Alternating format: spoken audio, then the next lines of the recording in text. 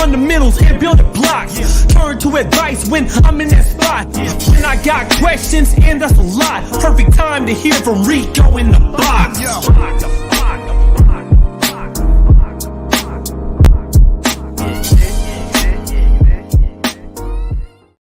Yo, what it do? In the box. Got a great show for you guys tonight, man. I got some special guests here. Been waiting to get this done. We've been talking about it quite a bit. And I'm glad to be back in here, man. I kind of miss doing these, man. So we tonight, special guests, we got Daiyon Musik, and we got Vudu Spellz. Daiyon, man, hailing from Benoit, Wisconsin. Dope rapper, dope lyricist, producer.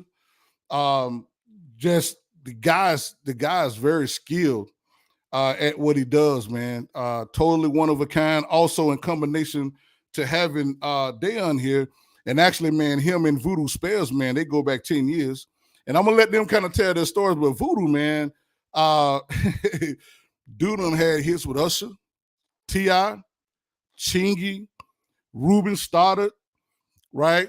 It's gonna be a great show tonight, man. So if you're not tuned in, get tuned in. I'm gonna get ready to bring these guys in, man. And here we go. I'm getting ready to bring in Daiyon and Vudu. What's going on?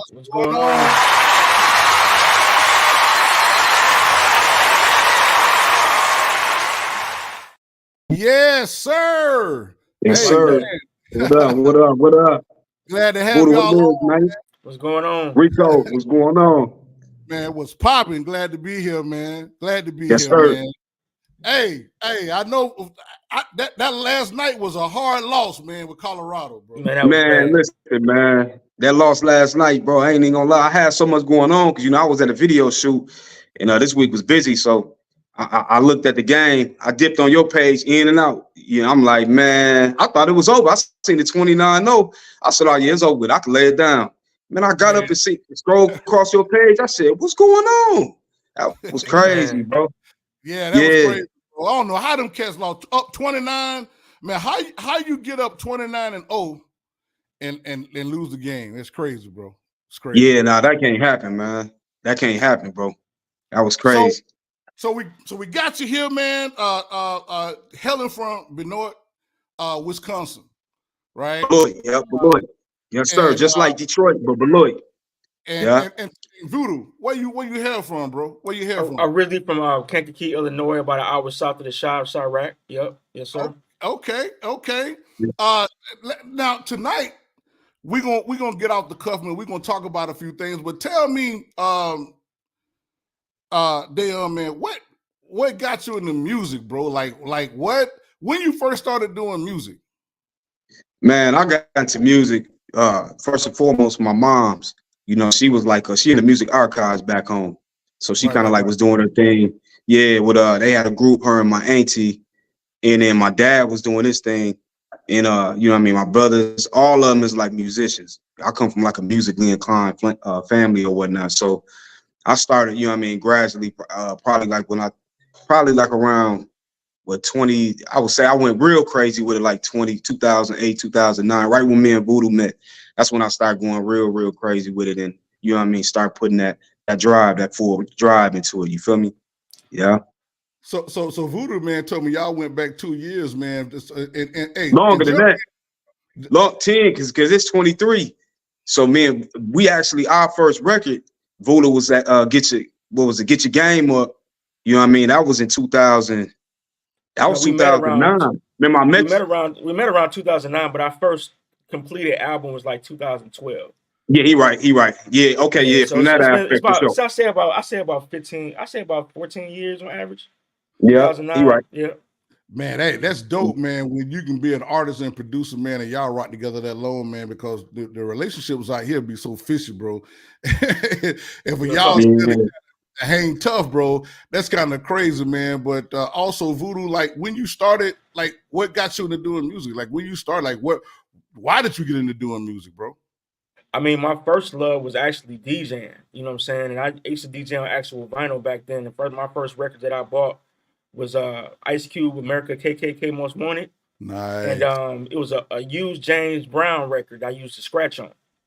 So, you know, just that combination alone, back NWA kind of started a lot of things on the West Coast for me, but in general, back in that time, Ice Cube was one of my favorite artists, and that was my first actual album that I bought. And the artwork was so dope on the actual album. It's like one of the albums you want to hang on the wall. You know what I'm saying? So when you guys hooked up, okay, what was it like? What was the setting? You know, like when you guys first met each other, y'all meet each other at the store, man. Y'all met through a young lady, man, or y'all met at an event. The first time we met, I was doing a Super Bowl event out in Phoenix, and Dayon's family was actually representing me at the time on some management type of stuff for some events. Shout out V. Yeah, yep. So his cousin introduced me to Daiyon. It was like, man, I got a cousin that's dope. And ever since then, it was like no turning back. We just instantly linked up. I was a fan from jump, and then we started doing actual music together, and just took it from there. So take me back, man. Your actual first single that you did. What was the name of your first single, man? The first single I got is called "We Don't Play That." Actually, nah, Bun B. I had a joint with Bun B called "Make It Jump." And then after that, I had a banger called "We Don't Play That" with Lil Jon, featuring Lil Jon and Bun B. So I was with a label, you know what I mean, independent label. They was from Florida, they was from like Miami area. And we jumped off the fence. So now, bro, you gotta stop right there, because that's a lot to unpack, right? Oh, yeah, for sure. Like the first song that somebody do, a lot of times they do in their doggone bedroom. And they kind of get it pressed up, but you talk about your first joint was with Bun B and Lil Jon. Yeah, to my first official. That was the first official, because the Bun B joint was on the DJ pools. I had seen the first Bun B joint, but it wasn't the official video, because the first video that I saw was with Lil Jon and Bun B, and it was what's the other cat from Florida? You talking about what's the name? Was on the remix, so we don't play that with Lil Jon. That's the first video I actually saw that was like the official video joint. But the Bun B was the first, I guess, pressed on the actual label. But the actual video that I remember, Daiyon, it was like an outside pool setting, was a video shoot setting, and that was one of the first actual videos that released on Daiyon. So walk me through, man, how you got hooked up with Bun B. Did you set that up, Vudu?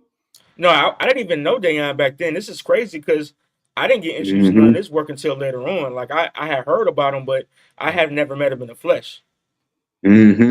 So walk us through, Daiyon, man, how you got hooked up with Bun B, bro? Like I was with a label. I was with a label by the name of independent label by the name of Down Low Records. Shout out Ed and shout out Mike.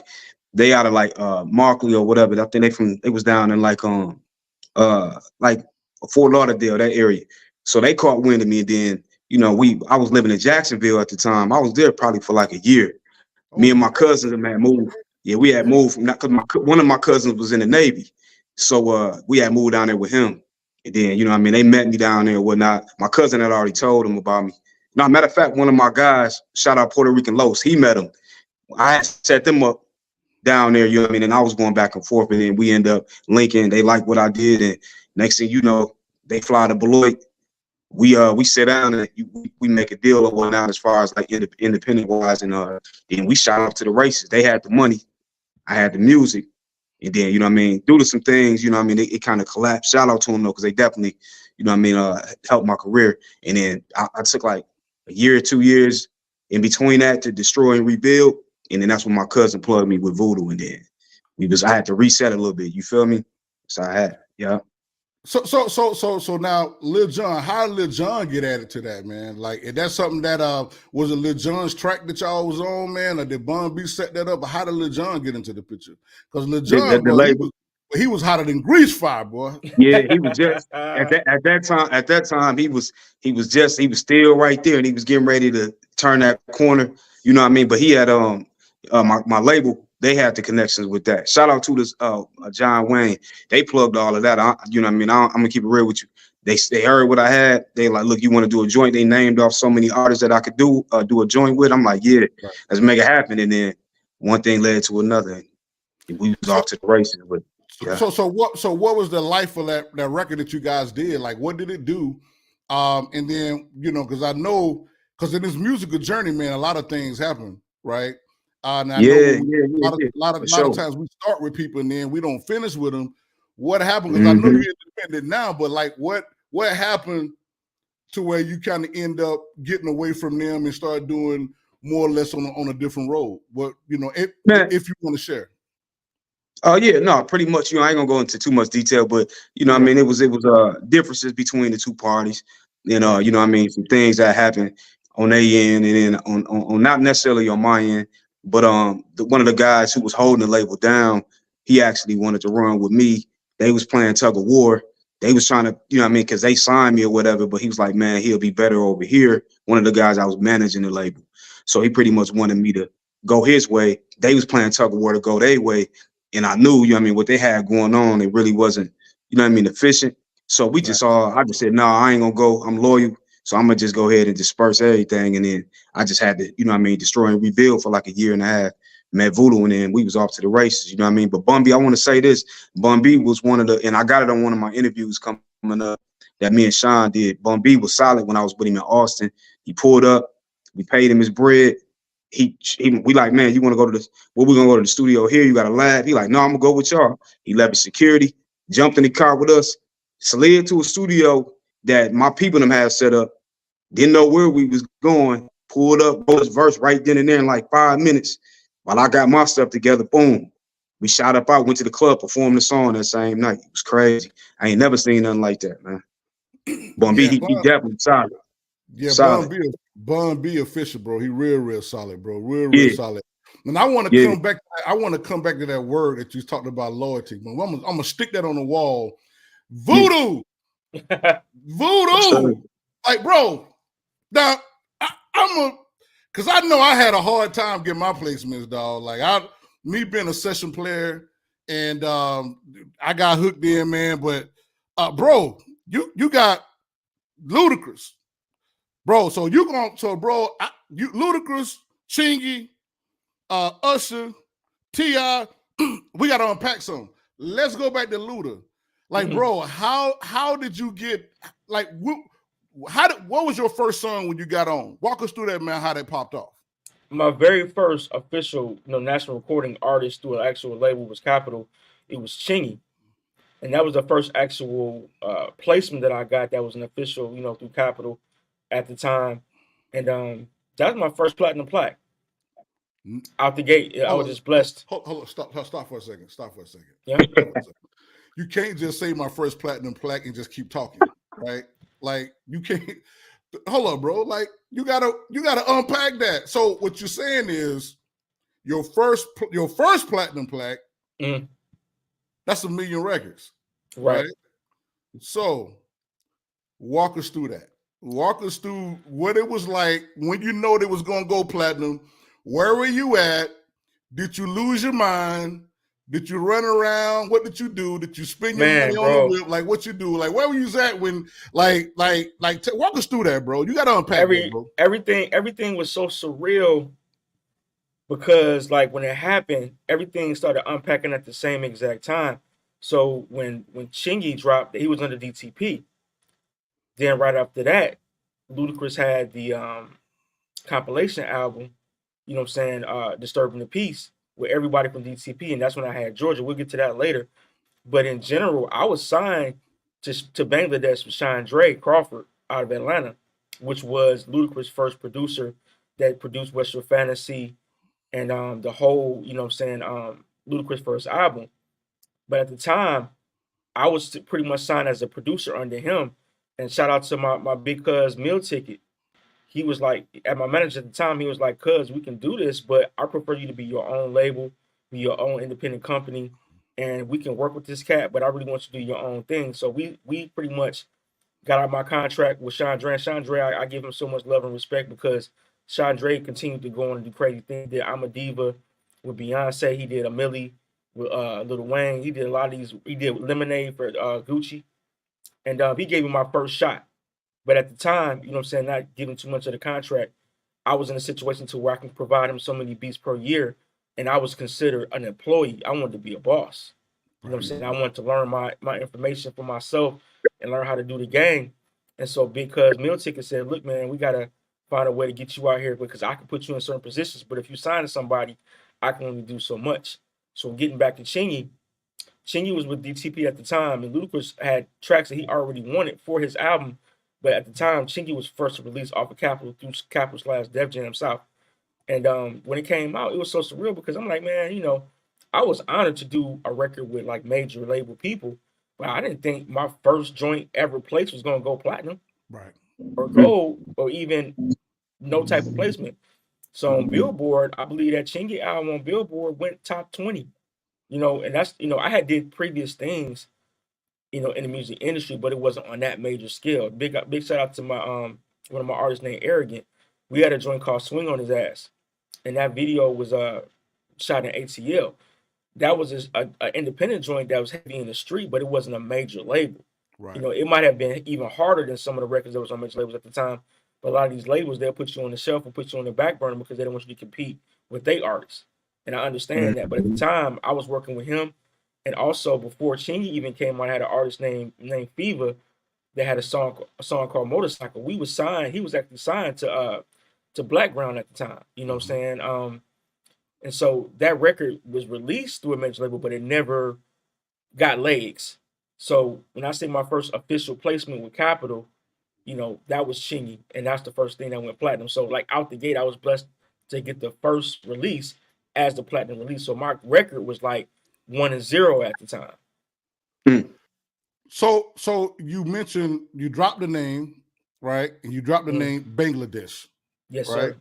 There was at one point, because like, bro, like both of y'all, I ain't got to, I'm like, this gonna be crazy, bro. I don't know how I'm gonna do this. It's already, I don't know how I'm gonna do this in an hour, bro. But when you talk about man, you got to do a part 2. Yeah, we gotta do a part 2, bro. This is gonna be a part 2. Bangladesh. So I know you mentioned a couple things that I kind of want to unpack a little before I go back to loyalty. Stay right there, Daiyon. Because we want to talk about the loyalty piece. And we want to talk about the reason why your hustle is so thorough, because that's what me and Vudu was talking about before you got on. Because you get so many artists, man, they are not legit, meaning that their work ethic is not legit, their mindset is not legit. But before I go there, I want to come back to Bangladesh. So did you get down with Bangladesh? Did y'all have a relationship, or did you how did that fare? Like how did that what was that? Just walk us through that. No, me and Bangladesh was cool people. I didn't know him personally. I had a connect out in Atlanta. It was a female that I knew out there from one of my friends that was a promoter, and she was like, "Man, I got this cat from Atlanta that can really like boost to the next level. He's been working with Ludacris." And when I heard the word Ludacris, I was like, "Where'd I sign?" You know what I'm saying? And I was just like, man, like I looked up to him, and I've always known him to be the producer that kind of boosted Ludacris' career, because around 2000 when Sir Fantasy came out, it was featuring Shauna. Shauna was from the crib, of course. You know what I'm saying? And I was just looked up to those type of artists at that time. And she was like, he want to sign you. You want to check your beats. So I sent him like 30, 40 beats. And like out of those beats, he wanted to work with like all of them. But at the time, it wasn't him being a bad person or a bad business person. It's just that I was in the pool as a producer, as a employee, right, and I really wasn't getting no placement. And I'm not gonna lie, I was impatient. I was young. I wanted to get on, and because was like, bro, you can wait around for Bangladesh to put you on, but I can put you on right now with Luda directly. And when Cuz talked to Bangladesh, you know, it was some street politics that he had to kind of put into place. You know, saying nothing negative, but he just like, fam, like this my little cousin, and I appreciate the opportunity, but we're gonna go our own way. Let's go ahead and dissolve this contract and make it do what it do. But Bangladesh was so cool. He was like, man, this is what we're gonna do. You just owe me a track. You know what I'm saying? But unless you got your contract, no strings attached. I'm proud of you. I want you to do your thing. You just owe me a track. And then from there, we just kept it moving. And also what happened was I did a track for Young Guns off of Rockefeller. It's called Same Shit, Different Day. And not to get too deep into the contract, I didn't receive 100% of my credit for that song. I produced that song, but Bangladesh put his tag on it. So he was executive producer / co-producing. I didn't know at the time that when you produce a joint, it's not just making the beat, it's the final product that you put out. And so I had to respect that, just like how Dre had did some things with Scott Storch and other producers like Quick and stuff like that. Dre was like the spearheaded person who's gonna have his name on it. So at the time I was kind of salty, but after a while I understood the executive part of it. And that song, you know, it didn't go far, but I can say I did a song with somebody on Rockefeller, and it's associated with Bangladesh. When it first comes on, it has Bangladesh tag, but you know, I'm considered a ghost producer on that track. But on my actual paperwork on Black and White, my name is on my contract, just not on the, you know, the credits. But a lot of producers go through that, and I was able to get my publishing, so I really wasn't tripping because a lot of people get screwed over. So and that's what we're gonna that's screwed over, that phrase. I want you to hold that right there, because we're gonna come back to that. Okay. Daiyon, loyalty. Yes, sir. You mentioned the term loyalty. What was it? Tell me your experiences that you had as an artist coming up. You don't have to name drop because this ain't, you know, the platform. We don't have to do that. But like, why is loyalty so important to you? Like, where does that play, man? Like, because there's really not a lot. There's some loyalty in the music business to the cats that come up together, or the cats that kind of grind together. But the music business is real quickly. So talk to me about loyalty, man, and how you kind of learn to stand on that. I mean, loyalty, just, I mean, I think it's from my family roots, just in general. But, you know, I mean, you know, a lot of people in the game, in the industry, you know, they like to jump ship and go where they think the grass is greener at. You know what I mean? I'm with riding it out. You know what I'm saying? Whoever I'm with, whatever team I'm with riding it out until the wheels fall. And if the wheels break, we going to find some new tires and put them on there. Because that's, you know, at the end of the day, that's who, you know, got your back in the industry. This industry cutthroat, you already know how it is. It's a lot of shiciness that go on. A lot of people say they can do this and do that. And I think when you tested the waters, you know what I mean, like me being seasoned and being able to feel the room and see, like, I can kind of notice who I think is like on something different when I'm in the room. A lot of people don't know how to do that. So, you know what I mean, loyalty and respect, both of those play a major role in the industry, especially dealing with this, because at the end of the day, you know, if you don't have that loyalty or that respect, you just gonna get thrown around like a, excuse my word, you know what I mean, but you might be like a hoe in the industry, male wise or female wise, because you jumping click to click. That ain't even in my blood and my DNA. I ain't never been like that. I got the same amount of people that I'm cool with now that I've been cool with, you know what I'm saying, years back. I don't hang with different cliques and bounce, none of that. I got the same exact nucleus of people that I've been rocking with, you know what I mean, from day one. So that's how I can explain that. You feel me? So how did you identify when you probably gonna have some loyalty issues with some people, you know, because I already had it for sure. Because the music business, man, is much like corporate America. Like it's like a mafia type situation. Somebody got to vouch for you. Somebody got to put you on, and then you become indebted to the person that put you on. Yeah. Because in the music business, and I say this, we all get pimped. Like how we learn the business is because we get ripped out of the plastic. You get pimp, you know, because you got a good pimp and a bad pimp, right? Yep. What's your viewpoint of, because everybody talk about paying their dues, right? And being loyal and you pay your dues. When do you, because Vudu talked about, man, he didn't want to be an employee. He was happy, he got a platinum record, right? But he didn't want to be an employee. He went to Luda.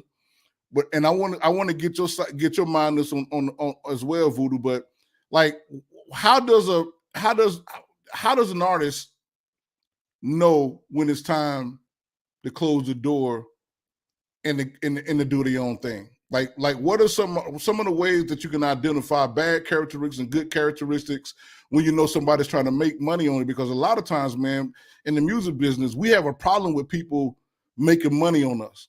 Right. And when you don't have any experience or you don't have any connections, you don't want nobody to eat off you. Like walk us through that, man, how to navigate that.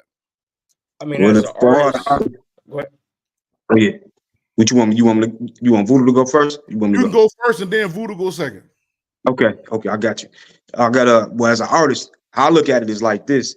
You know what I mean? Pretty much loyalty. Well, as far as getting, tricked in the game, I listen to what everybody say. You know what I mean? If, I don't know why, I just got a sponge. My brain is a sponge, so I always pay attention. Like if somebody say 3 days ago, "Hey, I'm gonna do this for you," blah blah blah. Then we have another conference call, and then he say something else. I keep it in the back of my mind, like, wait a minute, you just said this the other day. I don't even say nothing. I just wait, you know what I mean? And then I'll go to the next conversation. I hold on to those. So you kind of got to be a sponge in this. You got to be quiet, chill, bring up stuff that you think, you know what I mean, that ain't right. But at the same time, you got to make your next move your best move. So I don't like to put out too much information like that. I like to be subtle, be quiet, especially, you know what I mean, if I know, like, I feel like, you know what I mean, he ain't on nothing. But as far as like family, we done had like members of the group, you know what I mean, the people that we thought that was cool exit, you know what I mean? And that's just what it is. You know, God brings certain people in. He don't bring certain people in, but you go through certain doors right. Close. That's on them. But as far as like how I look at it, man, you just gotta, it's experience based. You know what I mean? I'm just a sponge to the game. I've learned a lot. I've been through a lot. So I just hold on a lot of information and I'm listening to what somebody say. That's what I can say to an artist. Pay attention to what people telling you, your managers, publishers, PR, whatever.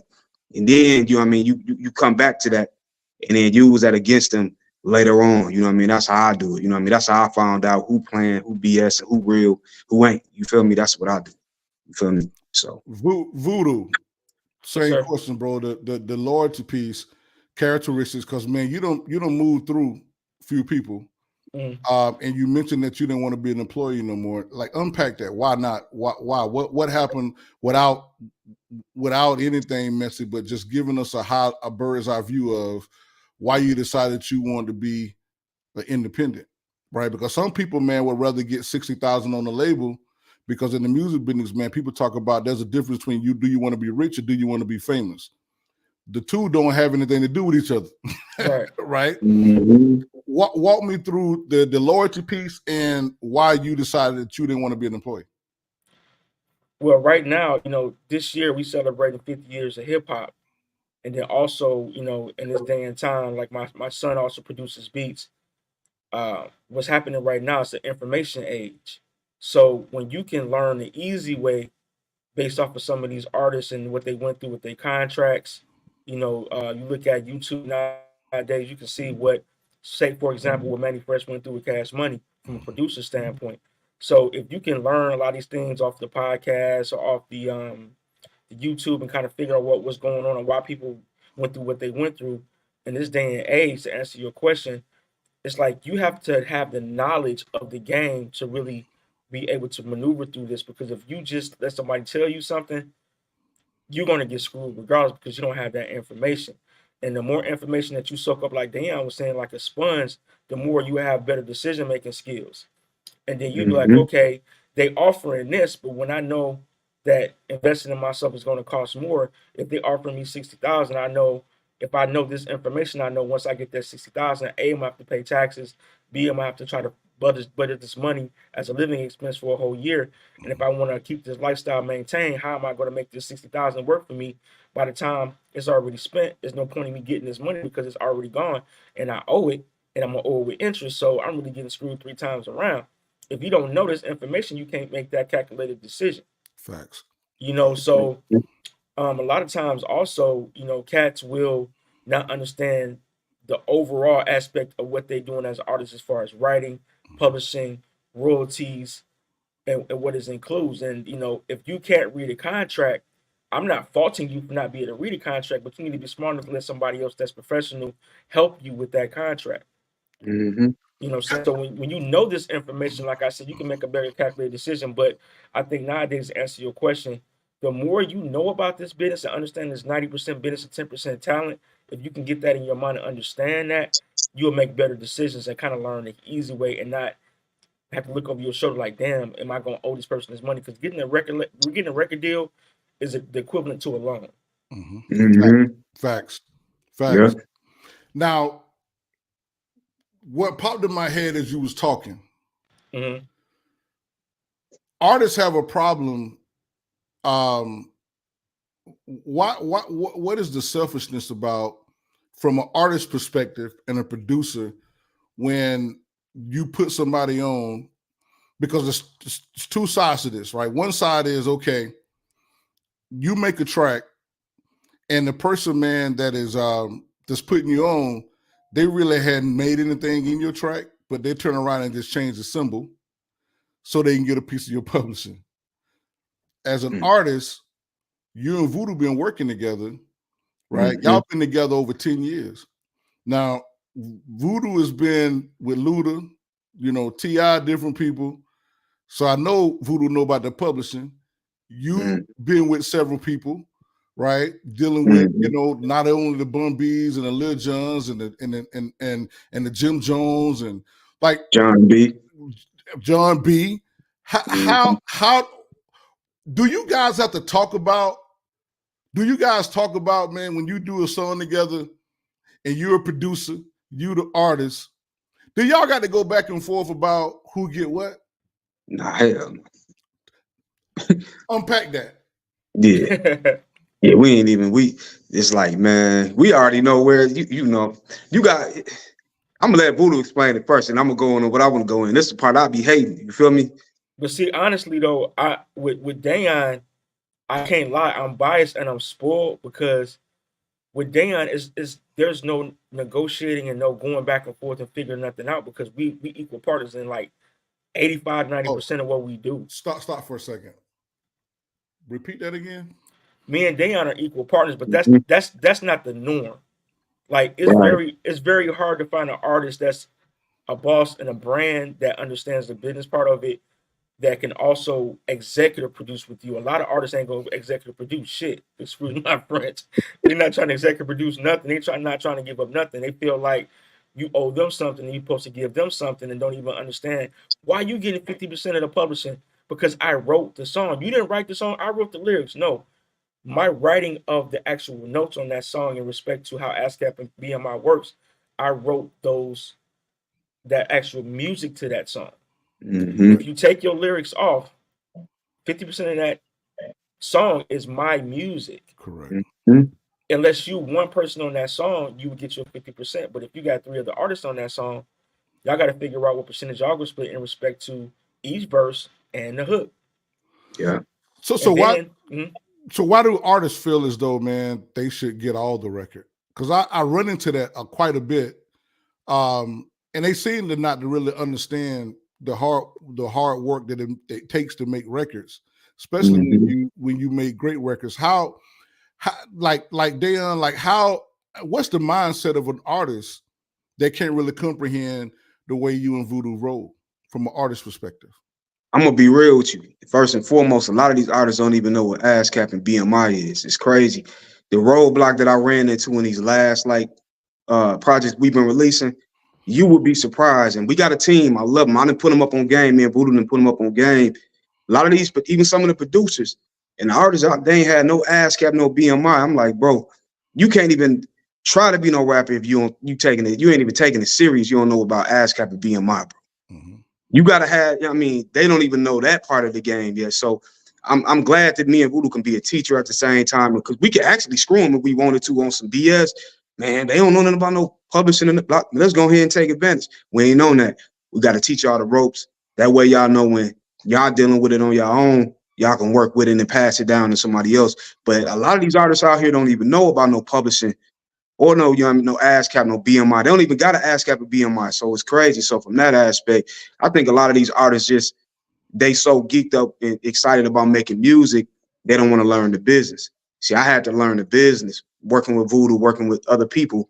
I had to take some time off, brush myself up with the business aspect, and then come back to the music. I had to literally take some time off in between recording and all of that just to learn some of that stuff. A lot of these artists, they don't even want to take advantage of that. They don't even want to think and use their brain because they like, you know what I mean, that they want somebody else to do that. Not get it if you don't want to do that, but you got to be able to put your brain around that if you want to be in this industry, if you want to last. You feel me? So Vudu, how is it? There you go. Huh? No, you good. It had went out for a second. Oh, I did? Okay. How is it that as a music producer, you produce with other people And just say somebody that actually that you signed on and want to actually, man, take your publishing. You know, they didn't make anything. They want to change instruments. Like, where did that come from? You know, what's the, you know, how does that make you feel? Because I ran into that early in my career, when you run into somebody, man, who didn't make anything, right? And they want to change your snare drum, or, right? But they you know what's crazy? That's crazy. Not to cut you off, but just to answer your question, and everybody listening to this interview right now need to understand that a lot of times when I went through that, it was big dogs and gatekeepers that was bullies, bro.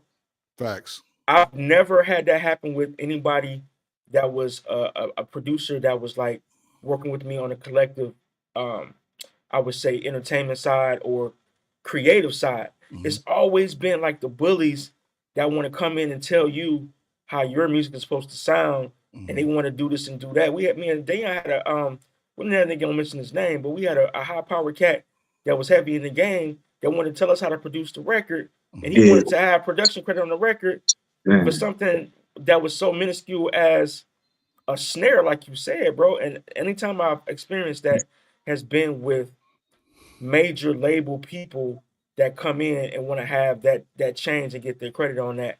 I've never had that with people in my same circle of producers or nothing like that. Mm-hmm. It's almost a respect thing. It's been gatekeepers that want to do that and major labels that want to do that. I've never had that happen with any independent people ever. Like that's kind of huge, man, because you still see a lot of people, man, out here because they really don't understand the music business, and you know, it's still those arguments are still happening, believe it or not, under the sector of independent artists, right? Yeah. Because you get somebody, man, who got a little bit of money, like he ain't super rich, but he got a little bit of money. You know, I even seen engineers, man, because they know 3 or 4 other people, right, that can walk you in the door and say, well, hey, I'm gonna get you this meeting with this person, and then I need you to give me X amount of percent of your publishing, right? So the music business has changed quite a bit. We're not really getting money, man, through streaming. What can you tell new producers that are right now trying to do music, and they don't know where to go? What is the first thing they should be doing? Oh, you want me to answer that first? Mm-hmm. As far as the production side, like I'm never going to shun getting a placement through a major, because that helps you, you know, with your publishing and your grandkids. Grandkids can eat off your publishing, your royalties. Mm-hmm. But it's very slim, it's very short, and it's probably going to take forever for you to get that money because corporate money moves slow. Mm-hmm. You might do a track for somebody in 2023 and might not get paid in 2027. I'm just going to keep it real with you. Mm-hmm. And to start off, try to get as much money up front as possible. That way, you know, if that track doesn't grow legs, at least you got some upfront money for it. And it's going to be this thing called a producer's declaration. If it still exists in the music industry, it's this thing called producer's declaration, when you're responsible for everything from the sample, anything that's corresponding with that record, you have to pretty much sign off. Mm-hmm. And a producer's declaration back when I was working with Def Jam is you was responsible for how much time it took in the studio to produce that record to get it done. Mm-hmm. But nowadays, it's a situation to where you can produce in your drawers in an attic or in the basement. You got to worry about going to the studio and paying $300 an hour. You can produce a track for 30 cents an hour and give it to the label. You know what I'm saying? If they accept your masters, accept your stems or whatever. Mm-hmm. Back then, it wasn't like that. So to answer your question, the game has changed. And to really make that kind of money, especially working with independent artists, mm-hmm. you want to try to get as much money up front. And don't take a 3 points or 4 points or even 12 points. Try to get a 50-50 split with that artist independently to say, look, I gave this part of the song, you gave this part of the song, let's split this down the middle like bosses. Now, if they're giving you some upfront money up front, then you can say, well, I'll take a smaller percentage because you're showing me that you want to invest in yourself and buy this track. Mm-hmm. But if you're not giving me no money up front, why should I take a small percentage? Correct. Mm-hmm. Or no percentage. Or no percentage. Right. And one thing I'm going to say too, publishing is always negotiable. Because when you let somebody exploit your publishing, they can take it to the next level and take it where you could never take it. Just having a publishing company don't mean shit. Right. But if you have somebody that can exploit your publishing, you can give some of that up. But never, ever, ever, ever, ever give up any percentage of your writers. Because your writers is directly in tune with who you are and what you wrote. nobody can take a percentage of your writers because they didn't write anything. Correct. You know, they can take them on publishing because publishing, to make a long story short, is the exploitation of your talent. It means that I'm going to tap into the resources or pay to get your things on major platforms like TV shows, movies, talk shows, commercials, video games. I'm going to use my resources and charge you a fee or percentage to get you this publishing. And I want a big part of that because you couldn't do this on your own. With publishing, it's like, what are you doing for me that I can't do for myself? Right. I can publish this, meaning that I can get it out there. Right. Negotiate that. Never give up a super big percentage, but sometimes you might have to give up 50%. I'd rather get 50% of something than 100% of nothing. Daiyon, you a lyricist. You do a lot. I mean, you're writing. Your pen is on swole.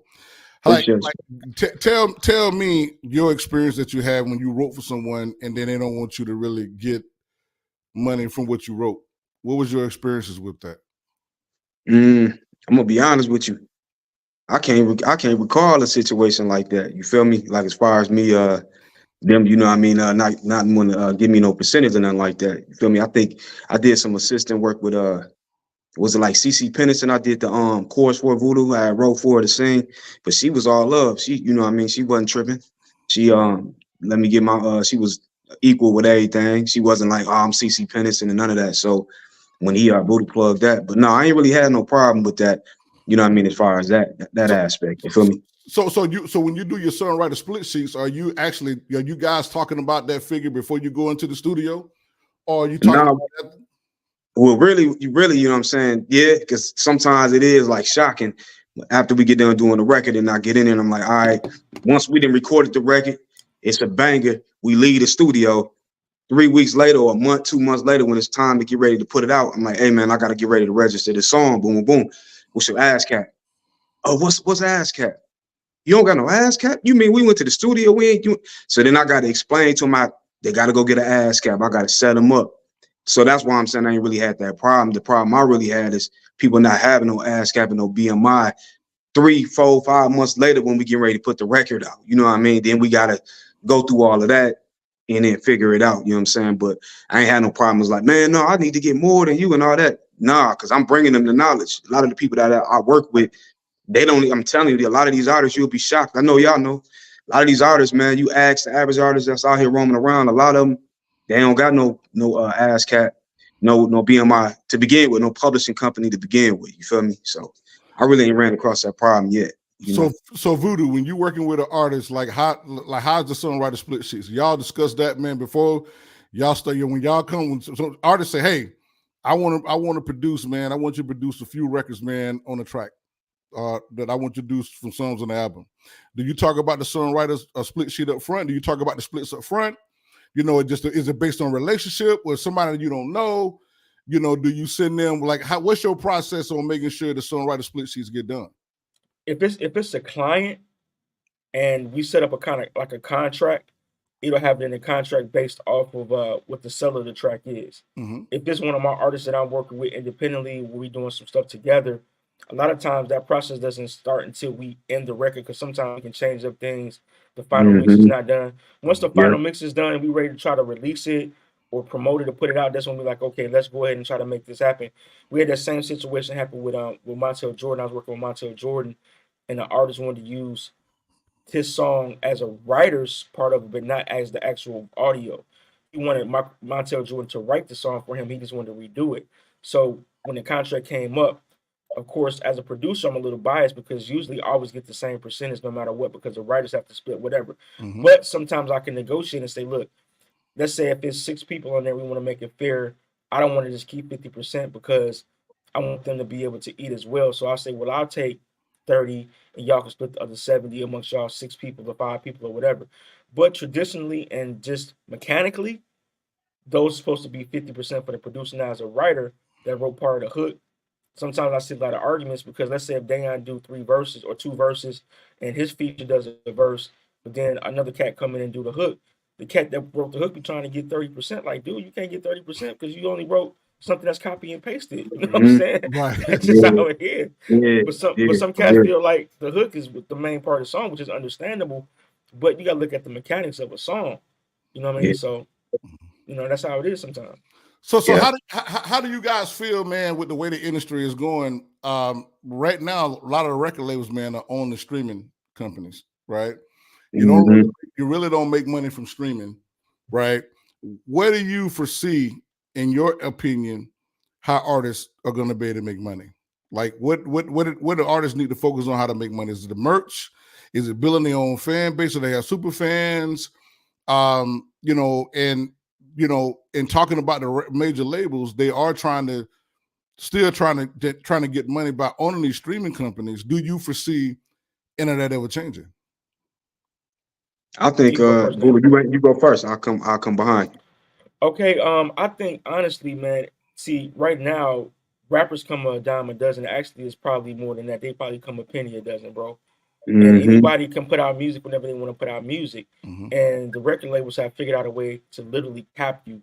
If you're not signed with a major record label or a major independent, you're going to be capped. I don't care how many bots you use, what technology you use. I don't care if you got 1,000 people that's streaming at the same time. I need you to break that down. When you say capped, like, let's break that down for somebody who don't understand what capped means. What do you mean capped? What you mean to tell me is that if I go and spend my money on YouTube and I go and put my money on a record and I'm going to be capped? Like, what does that mean? You can take, if you had $1 million right now and you go invest that on Facebook ads, Instagram ads, you did an actual, you can even do a TV commercial on the Super Bowl.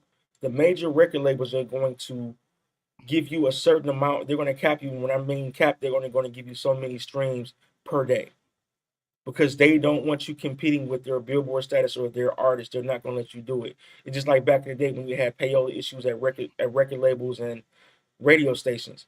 How you going to be a small guy off the street with a little bit of money going to come in and get the number 1 through 10 spot on the radio when all these major labels have their people in place already? You're not going to be able to do it. You can build yourself up to where they come looking for you and say, look, you're doing a really good job. We want to now sign you, put you under our label and give you a deal. That's the leverage that you can use to get a major deal to stop getting capped. But there's nothing wrong with getting capped. That just lets you know you're doing a good job. But you have limitations on how much you're going to be able to make. Now, you might be able to make on each platform $100,000 a year times whatever platform. But if you want to go past that, you're going to have to sign with a major. You're not going to get around it. Go ahead, Daiyon. I think, the main ingredients to for artists to get their money, obviously, is merch. Merch is a big deal. You got to have all kind of like supplies when you're doing these shows and stuff like that, and just creating that cult following, man. A lot of people you got to kind of get your own like circle, cult following, build your own world. I was just telling this to one of my guys. He's so worried about family and friends not streaming and stuff. I'm like, bro, first and foremost, you're not doing it for, you got to remember, don't worry about your cousins and sisters and brothers them streaming. If they stream, cool. You got the world to reach, you know what I mean? You got to get out here and get those people, because them the ones that's going to make your music go around for a service where you can get money, and you got to build that core fan base that love your music, that brag about you when they going out, man. You heard of this dude. Matter of fact, they want to brag about you so much, but they want to keep you inside too, to where they don't even want to share you with a lot of people. You know what I mean? That's how them diehard fans be. So I was telling him, breaking it down, like, man, you need to build your own core fan base.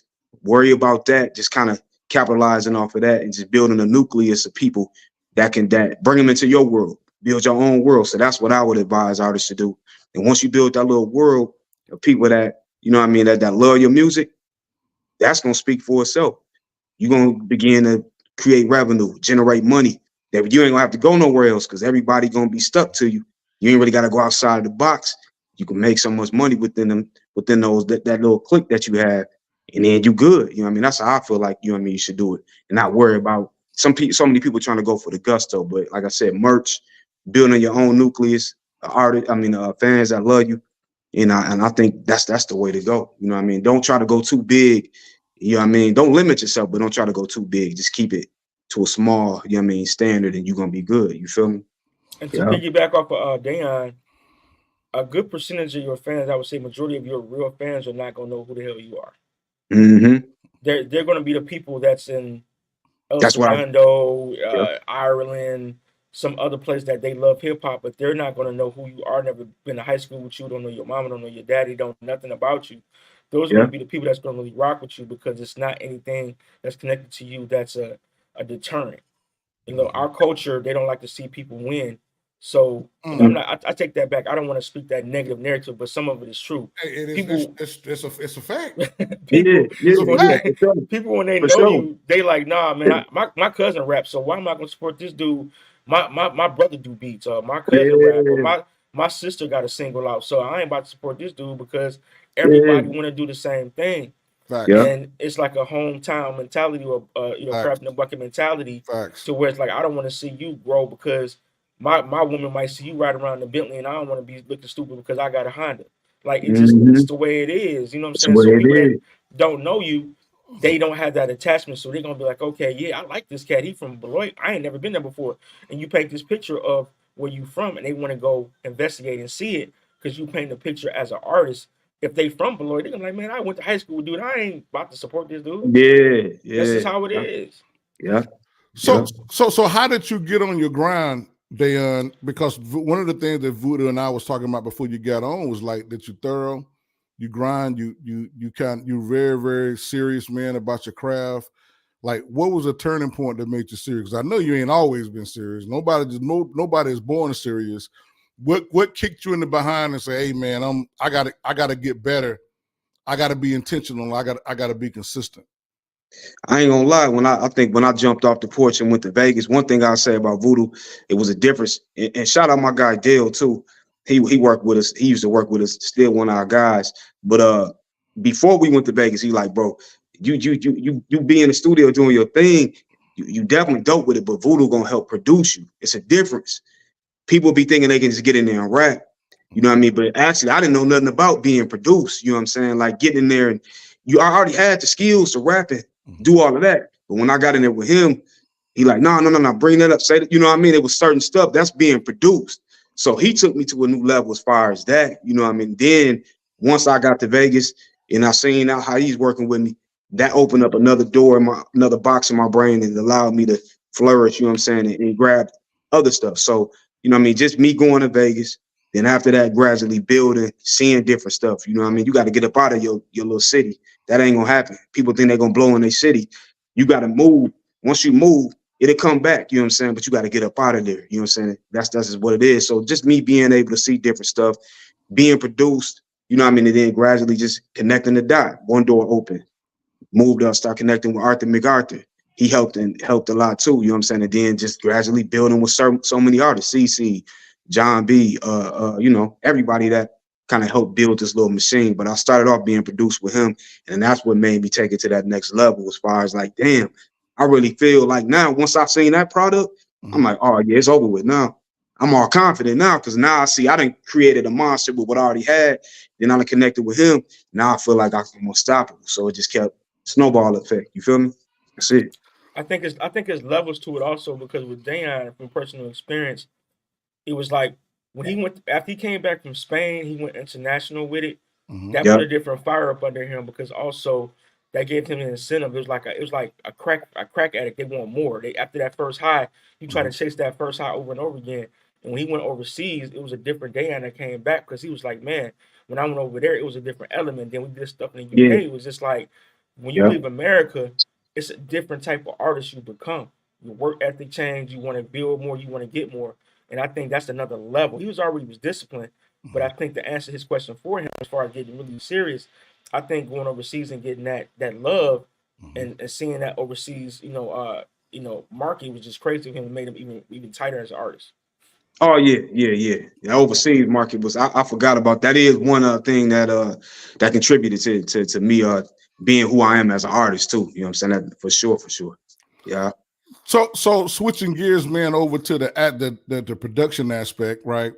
Like, so you get a lot of these software companies when it comes to plugins that they're trying to get rid of perpetual licenses. They want you to do subscription stuff. From your opinion, right? Do you have a certain so I'm a Studio One guy. Like I was using Reason. I never felt Reason was good enough to kind of mix and master in Reason. So I don't mix and master in Reason. I do produce in Reason. Do you have a certain set of tools, man, that you use for your music? And then you kind of bounce back and forth. Like, I use Studio One. I primarily do a lot of stuff in Studio One. Obviously I use MPCX, but do you have a specific set of tools that you use to make your music, man? And then if you do, like, why? Like, why do you use that per se? Recently I've been using, a DAW or like, technical stuff as far as the computer goes. I didn't want to switch over. I'm not gonna lie, I didn't want to do it. But I said, what, I got to learn this and I have to figure out what's the day and time techniques. But before, what I was doing, I always messed with Pro Tools even since 2001. My first track out that I did, I'm not gonna say the only one. One of the first track outs I did was the song Georgia that I did. I tracked that out in Pro Tools back then. And then we took that to Patchworks and they mixed and mastered and lined at Patchworks.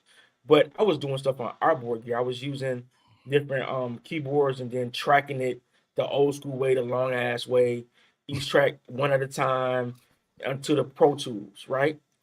But eventually, I went to the computer. I didn't want to, but as an old school cat that liked the artboard gear and the audio sound and the analog sound, Pro Tools was always that program that I used to do the final product.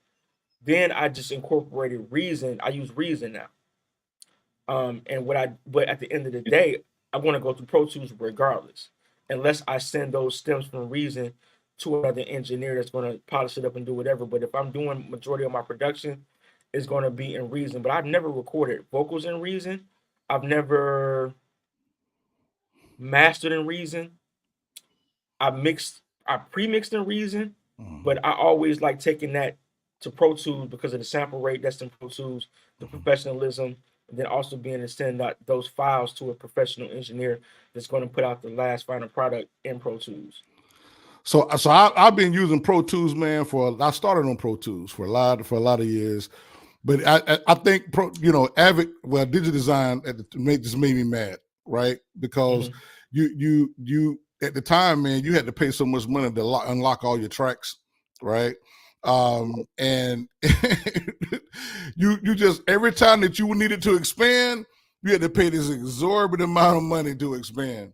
And I kind of felt liberated, man, when I actually went to Studio One. It took Studio One a minute to come aboard, but the song Georgia, we talk about the song Georgia, right? We mentioned that a few clicks back. How did that song come about? What did you make that song on? And like, how did you get that opportunity to do that song? For a lot of you producer heads out there, if I mention this, you're going to know. If you don't know, you don't know. I did that track on a Korg Triton. And I sampled it with the Korg Triton and I chopped everything up. I made my own sample kits on the Korg Triton. You know what I'm saying? Before that, I was using an Ensoniq TS10. You know what I'm saying? And it's like, if you don't know, you don't know. Bro, I had the Ensoniq SD1. Keep going, bro. Yeah, and at the time, the ASR10 was the shit. Like Kanye used the ASR10. A lot of producers, even back then, the Boom Bap and all the, the Busta Rhymes beat, the Jay Dillas, they use ASR10s, but I don't want to get on that. We be talking about that for hours. But to make a long story short, I did it on the Korg Triton, and I tracked it out for Pro Tools, but I did that track, in my crib. And I was like, it was an inception. And my son told me a couple of days ago, he was like, Dad, it's crazy how when your thoughts come into your head, how those thoughts can turn into it changing your life off of one track. And that's what happened.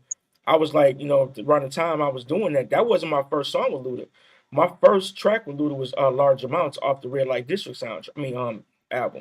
And I sampled Oliver Twist on that song. But to get back to Georgia, after I did the Large Amounts track, I was like, damn, what better song for Ludacris and somebody from Atlanta to have a song that's an anthem for Georgia? Because at the time, ATL was crazy. They was fire. They was the number one. Well, they still are now, but at the time, they was like at their pinnacle. And I was like, man, if I do a track that had Georgia in the sample, that would be dope. And the reason I got the inspiration is I had a Ray Charles record. And around that same time, Jamie Foxx, ironically, was doing all the impersonations of Jamie Foxx because he was doing a movie. And that was an inspiration because he did Gold Digger, and he was sounding like Ray Charles on the Gold Digger record. So I was like, man, Kanye was kind of making me mad at the time because me and Kanye is around the same time frame. And I was like, man, I can do the same thing. I can whatever. And I had my own style, but I was like, man, I can make a track that's gonna be an anthem. So let me try this and see how this come out. Have my own little swag I put to it. You know, just presented to Luda. It was over from that point on. And that point on, Field Mob had got on the record, but at the original record was just a sample of Ray Charles. Jamie Foxx was nowhere to be heard of. But then, I don't make it too long, but what happened is the record got leaked on accident. And they were like, bro, we have to do something because we're going to get sued. So they was like, man, the record caught fire down in ATL. The first time they played it was at Magic City. And it caught fire, and all the DJs started playing the original version, like the demo version with the Ray Charles sample. Def Jam hit us up like, man, we got to figure out how to change this up. So what better person to be Ray Charles at the time than Jamie Foxx? They went and got Jamie Foxx. They put Field Mob on there. Field Mob is ridiculous. Field Mob got on the record. You know, I sent back my stems. Polo the Don replayed some of it for me, so we don't have to worry about the what's it called? The sample clearance part of the partial sample clearance, the interpolation part of it. So Polo the Don at the same, people don't know Polo the Don put on Rich Boy. You throw some D's on that. That's who he produced. He was in the studio with Luda. Him and Luda are like best friends pretty much. Polo the Don. He also produces with Timbaland and Kerry Hilson. If you guys don't know who Polo the Don is, big shout out to Polo the Don. So he kind of helped polish up the rest of that. I sent in the stems at the last minute. He just helped sequence the track so we can get it moving so Def Jam would approve it. They brought in Jamie Foxx. They sent me the couple versions of the last part of the mix. I really didn't like Jamie Foxx being on there because I was salty that I'm like, why Jamie Foxx don't sign the way he signed on Kanye joint? I was pissed off. But my lawyer was like, man, take this L, get your credit, and just keep it moving. And me taking that L at the time got me my first Grammy nomination, so I can't complain. All dope, man. Listen, man, we could stay here all night long. And I got a billion questions, but we're gonna have to do a part two. We're gonna do a part two. No, we're gonna have to do a part two, man, because it's so much to unpack. It might be a part two. Maybe a part three, because I kind of want to. I like to try to keep these podcasts about an hour, because about an hour long, somebody's their attention span won't be farther than that, man. But we're gonna do a part two, because I want to unpack, man, just your situation with Luda. I want to unpack Dayon's situations, and just how a lot of his thinking, how things kind of went. But the last few minutes, Daiyon, tell me if you got to give somebody a life experience that you've been through, right? That changed your life. Give me your top 3 things that you can tell another artist that can help them be great. That's right now frustrated, discouraged, right now with this music thing. What I would say right now, as far as like one of the most things that probably would be like discouraging is contracts. You know what I mean? A lot of these artists be worried about getting signed. They worried about getting deals with majors and all of that. I don't think you shouldn't really worry about signing with a major label. I think you get your stock up, build your presence. You know what I mean? Right now, we in a new world, we in a new age of independence is the new major. So I feel like, you know what I mean, a lot of artists get discouraged. They want to be top dog. They want to be with Def Jam, Interscope, blase. I think if you just stick to the script, you ain't got to have all the biggest bag. Some artists get discouraged with putting a lot of money up, and they don't have the money like that. You know what I mean? So I think you just got to stick to the script. Just, you know what I mean, build your fan base as it comes. And then, gradually it'll be a snowball effect. And then if you are into like getting a contract or something from an artist, from a label or an independent company, you got to watch out for that contract. You know what I mean? Because there's some stuff that I went through too, you know what I mean, with my old label. You know what I mean? We got it fixed, it's good, but I didn't find out until probably 2 years ago. You feel me? I was still getting credit and royalties on some stuff that I didn't even know about. You know what I mean? So I had to kind of go backtrack that or whatnot. So that had me heated. I was real upset about that, but we cleared that up. You know what I mean? I got all of that stuff situated. So that's two things. And the third thing, what I would say is, you know, that'll probably be the main things that I would say. You feel me? I feel like anything else, you know, I don't really see anything else that it's a lot of different things, but those are two major keys that I think that could help an artist right now. You feel me? For sure. Vudu. Your top 3 things, man, that you can give a producer, man, that's discouraged right now, that's probably using equipment, man, that maybe he feel like, man, he don't have the latest and the greatest, and won't placements and stuff like that. What's your top 3 things that you tell producers, man, that's right now that's frustrated with the game right now? I think one of the top 3 things is just making sure to continue to create. You know, because you can have a lot of songs that just sitting on the shelf or whatever, and it's just like you never know what song is going to do what. A lot of people don't want to get their stuff away for free, but the more you give another artist to plant a seed on your track and y'all make a marriage, make a baby with that record, you never know what can happen from that record. A lot of times you got to do stuff for free just to put it out there and never know where it's going to go. I wouldn't encourage cats to get on here and sell their, songs on these small platforms for like $30 a piece. But if you got 100 people doing that, that's $3,000. But you got to understand you're selling yourself short doing that as well. And number 2 thing is, the more you understand the business part of it and the aspect of the business, you'll feel better about making decisions because you'll know about the ins and outs of not getting screwed over, saying what you deserve, what you're supposed to get. And then the third part is, or number 3 thing is, if you're doing this for a hustle and you really don't genuinely love this, I would say stop doing it. Find you another. If you just want to make money, there's nothing wrong with hustling and making money. But for me, this is not a hustle. This is a lifestyle. This is a love. This is the passion. If you're doing it just for the money, you need to become somebody's manager or help another producer get them out there and get the bag. As a producer, you should mainly be worried about somebody enjoying your creation and the gift that God gave you, being able to have somebody else write to what you produce, to like launch something that's inside their brain. Like when I give Daiyon a track, I don't know what he's going to put on it. Unless I give him an idea for the hook, he's going to make his own hook, his own verse. If I send him a beat that I thought was an angry beat, if the energy is there, he might go somewhere totally different. But that's the creation of God that comes with 2 artists, producer and artist or writer, and what vice versa. When you put a track out there, I get high off another person hearing what I did and creating a whole nother song or lane with that song. And that's creating. That has nothing to do with money. Of course, the money's going to come, but when you focus on creating, the money will come. It's a fact. So, right now, you got this album out, Purple Pain, right now. It's streaming on all platforms. You can go pick this up right now. It's streaming right now. Vudu, how many records you got on this album? Man, we didn't do any records. I forgot how many I got on that joint, to be honest with you.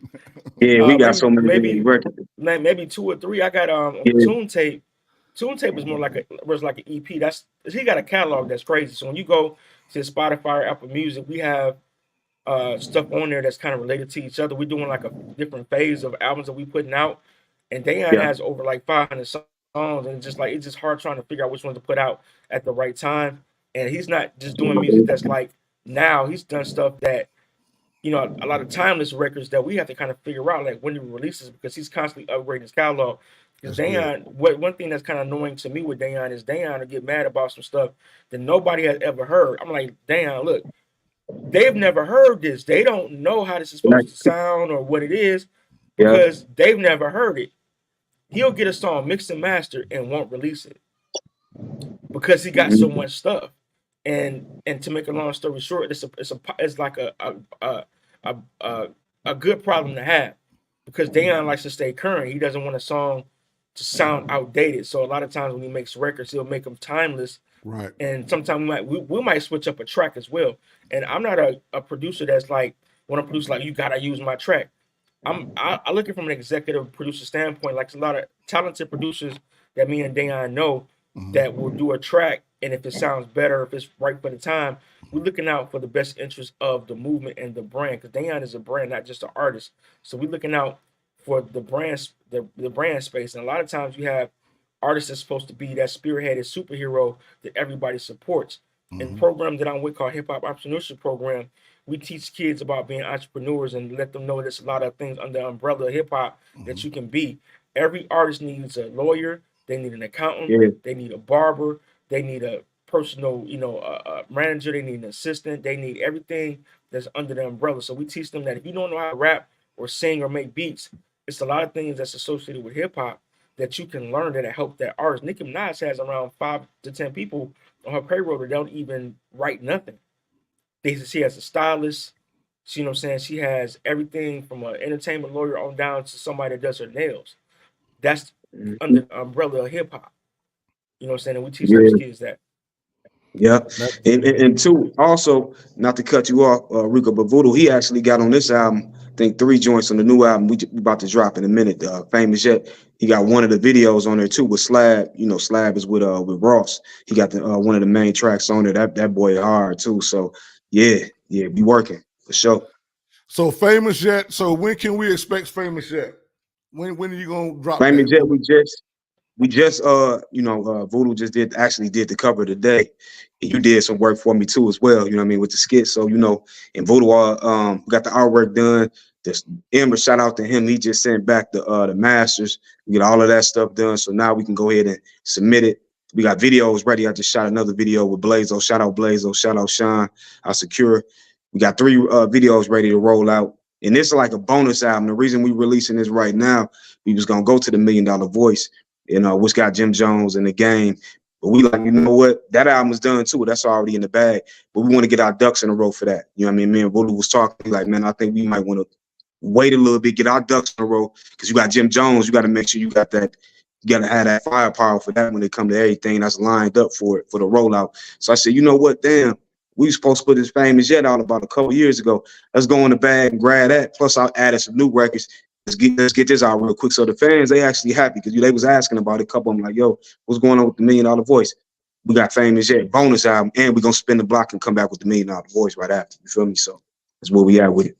Man, that's dope. That's dope. Man, look, I appreciate y'all, man, for jumping on. We're going to do this again.